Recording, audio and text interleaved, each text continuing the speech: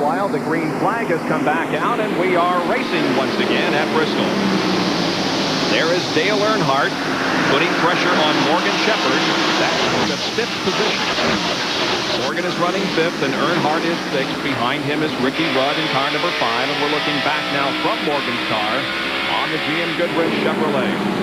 Jim Bodine in the Motorcraft Ford is now running 4th. He was able to get by Morgan a few laps ago just before the caution flag.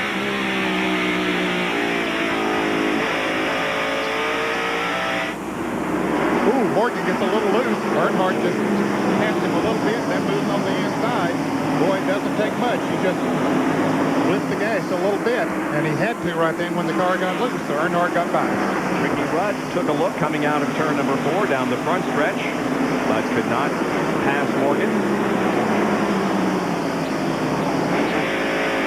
You can see just how hard these cars are going in the corner. You can see how much the front end moves up and down, and just how much force they take when they go into the corner at about 125 miles an hour.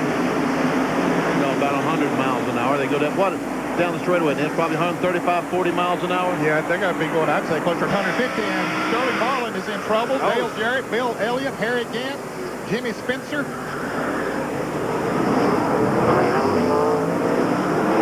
Several cars in a crash down between turns 3 and 4 this time. Sterling Marlin's car is at the bottom of the racetrack there on the right, and up high in the wall is Jimmy Spencer. And Harry Gant not able to get his car going. We can see some damage to the rear of his car and was lost a lap. Rusty Wallace got by there. Spencer sitting backwards on the racetrack. His car is rolling now.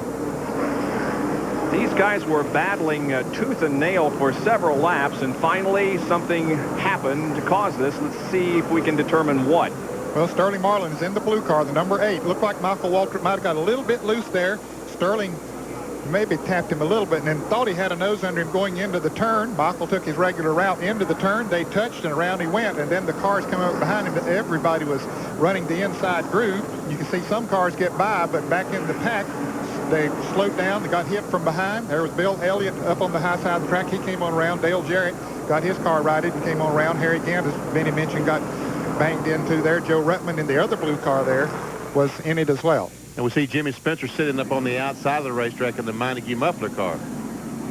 Everybody pulled away from the crash, so we'll not have any tow vehicles out there. However, several are in the pits, including John Kernan. Well, the crew goes to work on Sterling Marlin's car. They're having to pull the sheet metal away from the left front. You can see all the heavy contact right there. A lot of sheet metal damage. They're bending back the rear deck lid. Sterling now gets the okay to go down and away. A lot of twisted metal on that race car.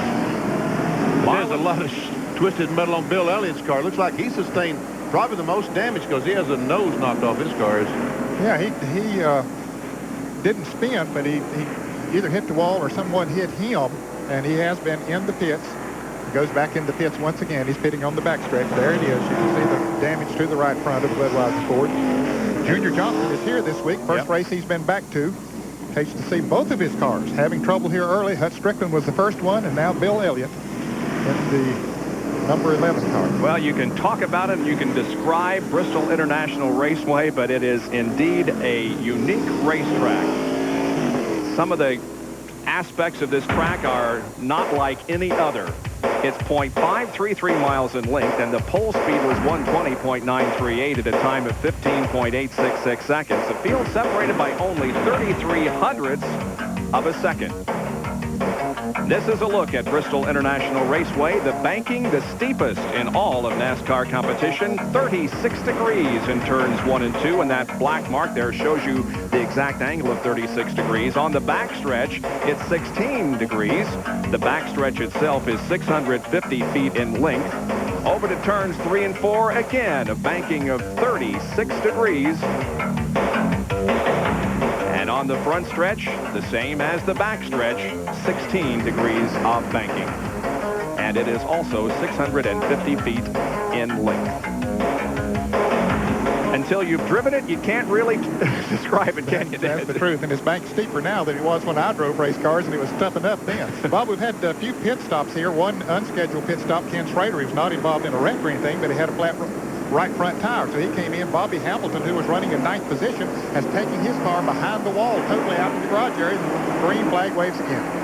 Back under green conditions at lap number 32 as Jimmy Spencer comes up and tries to get a lap back, is unable to do so, and falls third in line behind the leader, Rusty Wallace, and Ernie Irvin, who is running in second position. This is Irvin's 12th top 10 start in his streak that began at Martinsville in September of last year.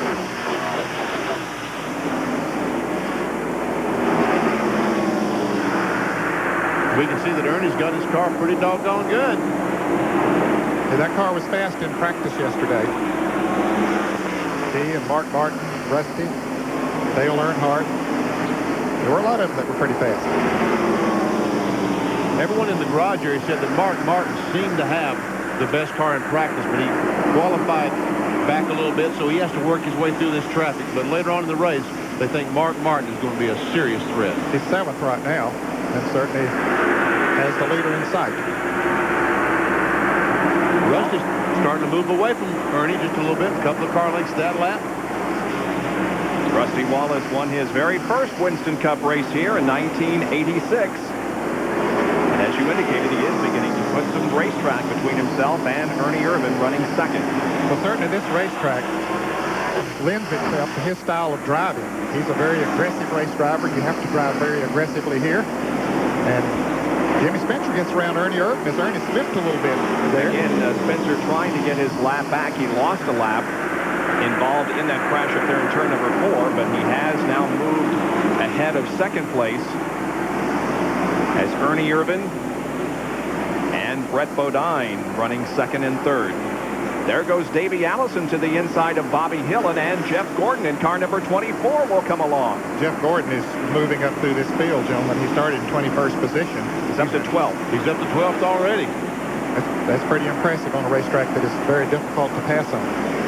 Jeff Gordon, of course, has driven the open wheel cars on racetracks similar to this at Winchester and at Salem, but as far as a stock car is concerned, this must be a new experience to him. Of course, he's driven the Busch Grand National cars here, but never a Winston Cup race at Bristol for Jeff Gordon. Bob, right now there are 3 cars that are behind the wall. This does not necessarily mean they're out of the race, but they're doing work on them. That is Hutch Strickland, Harry Gant, and Bobby Hamilton. There we see Lake Speed, the Purex Ford. He's 13th currently. Morgan Shepherd looks like he's having some problems. He tries to get on the inside of Kenny Wallace, can't do it. But meanwhile, Michael Waltrip, our winner yesterday afternoon, all over Morgan Shepherd. Now, both of those drivers pitted, Benny, during this caution period. We saw Morgan having some problems handling before the caution came out. So he is, that's why he's back in the field as far as he is. A little bit of fluid there on the lens of our camera. And does that indicate anything to you guys?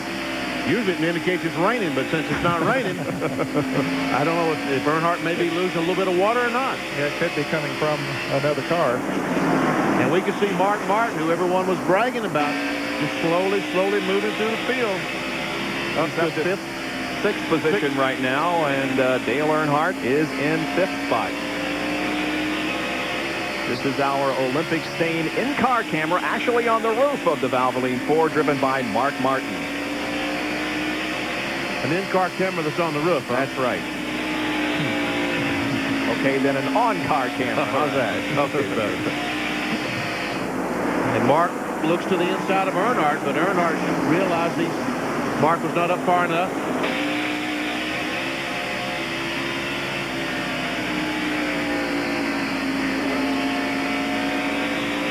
That battle continues on the racetrack, while up front it is still Rusty Wallace who is in command of the Food City 500. In fact, lapping cars here at the end of 46 laps.